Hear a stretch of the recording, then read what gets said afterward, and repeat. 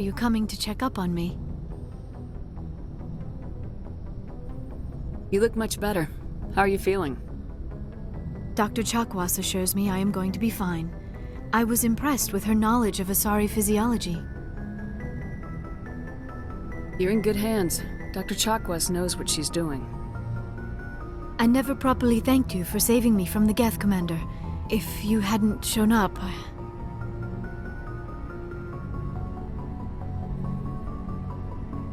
I had to save you. You can help me stop Saren. I know you took a chance bringing me aboard this ship. I have seen the way your crew looks at me. They do not trust me. But I am not like Benezia. I will do whatever I can to help you stop Saren. I promise. Promises are easy to make, but hard to keep. I do not begrudge you your suspicions. I just hope in time you will come to trust me.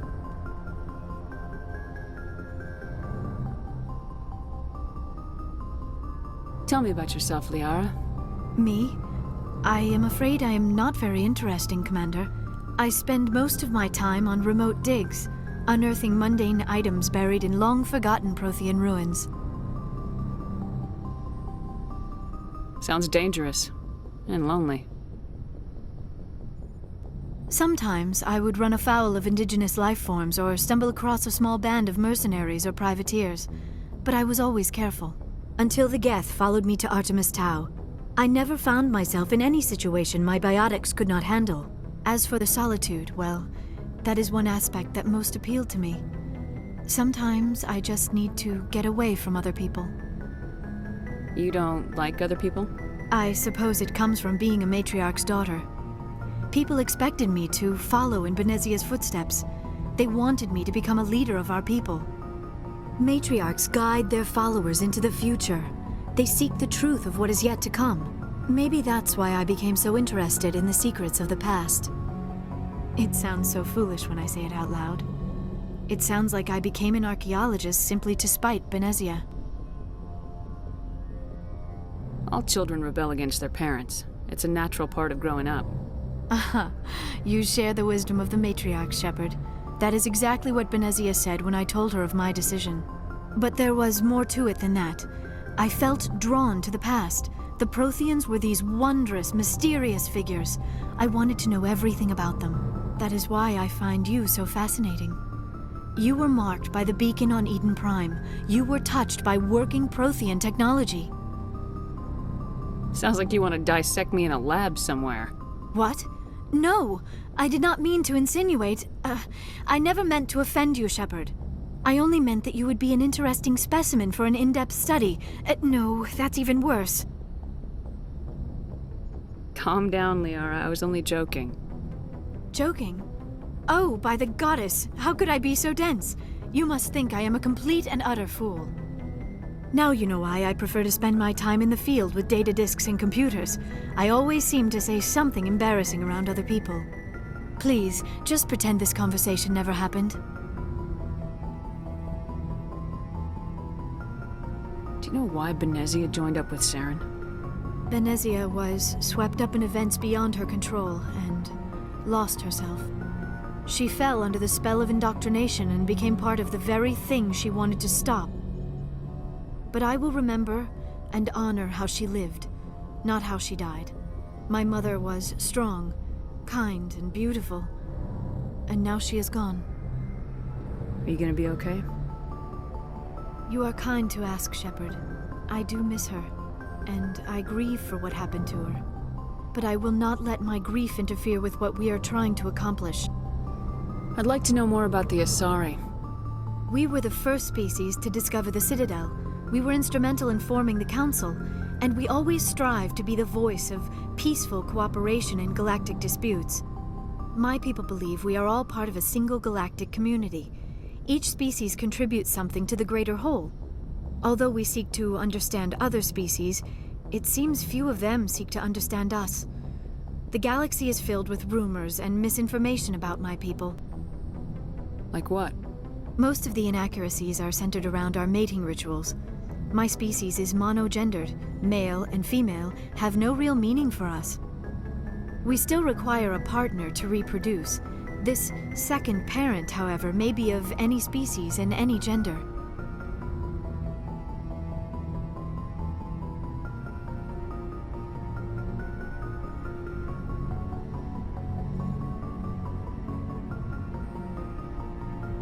I don't understand. Your species can mate with anyone? Mating is not quite the proper term, not as you understand it. Physical contact may or may not be involved, but it is not an essential element of the union. The true connection is mental. Our physiology allows us to meld with other beings. We can touch the very depths of their minds. We explore the genetic memory of their species. We share the most basic elements of their individual and racial identities. We then pass these traits on to our daughters. It is how we learn to grow as a species and how we develop a greater understanding of other races. What happens to your partner after the union? Every relationship is different. Some unions are a single encounter with both parents parting ways afterwards. Others can be more long-term. Sometimes an Asari and her partner will stay together for many decades. You Asari live for 1,000 years. What happens when your partner dies? Few sapient species live as long as my kind. We have learned to take a philosophical approach to our unions. We do not focus on the inevitable loss of our partners. Instead, we enjoy the time we spend with them. And even after they're gone, a part of them lives on in us. The union is a connection that transcends both time and space. Do you know who Matriarch Benezia chose as her partner? She rarely spoke of her partner. Though I know my father, if you want to use that term, was another Asari.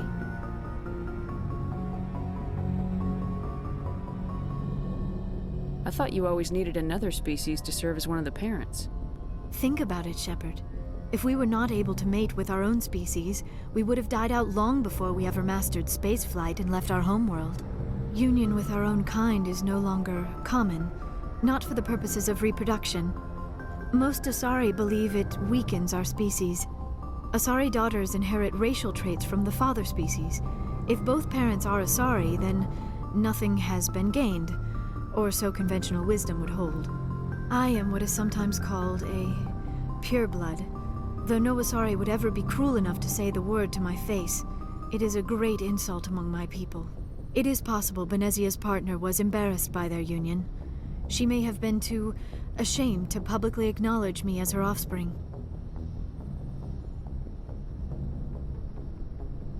Why agree to the union if she didn't want any children?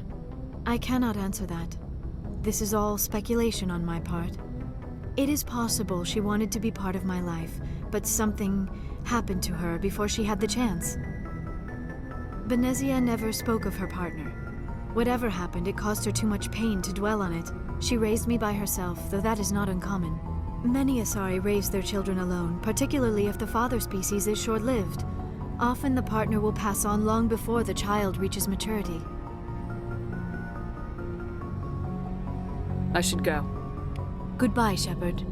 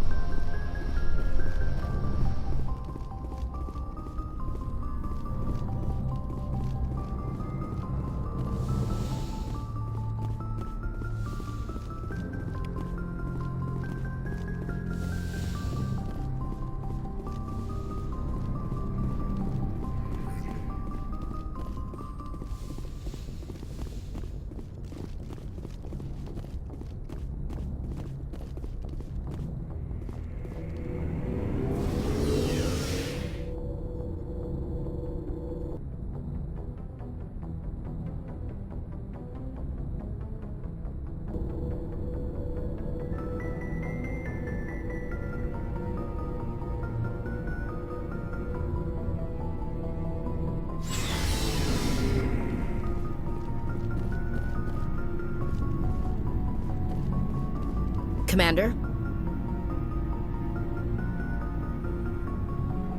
Do you have a few minutes to talk? One-on-one? Sure. I was hoping to get a minute of your time. Off the record.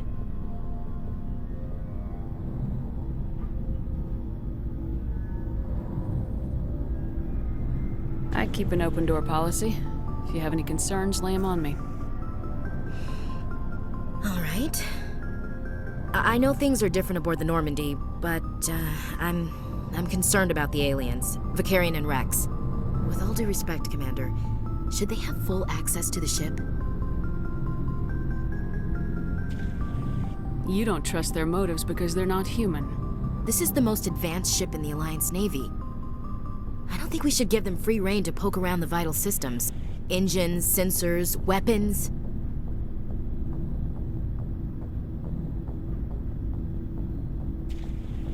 You don't trust the Alliance's allies? I'm not sure I'd call the Council races allies. We, humanity, have to learn to rely on ourselves. Standing up for ourselves doesn't mean standing alone. I don't think we should turn down allies. I just think we shouldn't bet everything on them staying allies. As noble as the Council members seem now, if their backs are against the wall, they'll abandon us. I don't see that as inevitable. Look, if you're fighting a bear and the only way for you to survive is to sick your dog on it and run, you'll do it. As much as you love your dog, it isn't human. It's not racism, not really. Members of their species will always be more important to them than humans are. These seem like deeply held beliefs, Williams. What made you think this way? My family's defended the Alliance since it was founded. My father, grandfather, great-grandmother, they all picked up a rifle and swore the oath of service. I guess we just tend to think of Earth's interests as our own.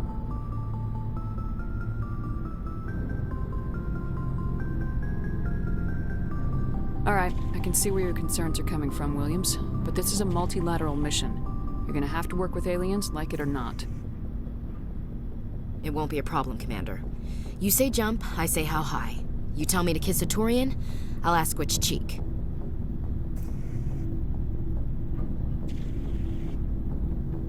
I'm glad there won't be a problem. Anything else you need, Commander? What's your opinion of the last mission? Not sure I buy Dr. Tassoni's story about her and her mom not talking. They're family, right?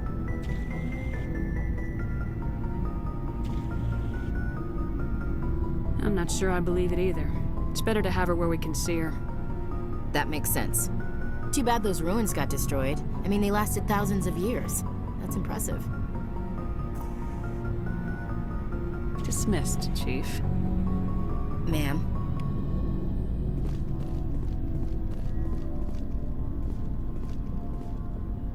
Shepard, what can I do for you? What's your story, Rex? There's no story. Go ask the Quarian if you want stories. You Krogans live for centuries. Don't tell me you haven't had a few interesting adventures. Well, there was this one time the Turians almost wiped out our entire race. That was fun. I heard about that. You know, they almost did the same to us. It's not the same. It seems pretty much the same to me. So your people were infected with a genetic mutation? An infection that makes only a few in 1,000 children survive birth? And I suppose it's destroying your entire species? I suppose it isn't all the same. I don't expect you to understand, but don't compare humanity's fate with the Krogan. I was just making conversation. I wasn't trying to upset you. Your ignorance doesn't upset me, Shepard. As for the Krogan, I gave up on them long ago. The genophage infected us, but it's not what's killing us. So long, Rex. Shepard. Commander, nice work out there. I knew working with the Spectre would be better than life at CSEC. Have you worked with the Spectre before? Well, no, but I know what they're like. Spectres make their own rules. You're free to handle things your way. At CSEC, you're buried by rules. The damn bureaucrats are always on your back.